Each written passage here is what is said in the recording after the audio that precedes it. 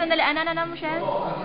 May joke ako pero wala kwenta. O, sige, ikwento mo. Sabi na sa TV.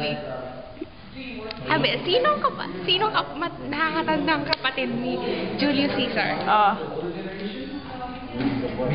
Sino? Ay, yun yung tanong. Oo. Nakakatandang kapatid ni Julius Caesar. Wala naman siya kapatid, di ba? Sino nga? Kaya nga joke. Sabi ko nga eh. Kuya Cesar. Kuya Cesar. Walang kwenta. Nagtama rin yung mga tao. Sabi ko, wala namang kwenta yung joke. Kasama ako sa'yo. Ang corny yun.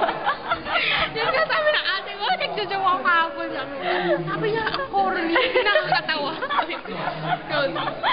Tapos yung mga joke na mga country. Oh. Pag ako nagjo-joke sa kanya, alam naman niya yung joke na yun. Hindi daw nakakatawa yung joke. Nakakatawa daw yung itsura. Pag nagjo-joke. Sabi niya. Ayan, yan ang isa sa mga mabibentang joke ni Michelle. Michelle, meron ka pang joke? Anong bansa ang hindi sa'yo? Ang hindi akin? Ano nga ba yun? Hindi akin.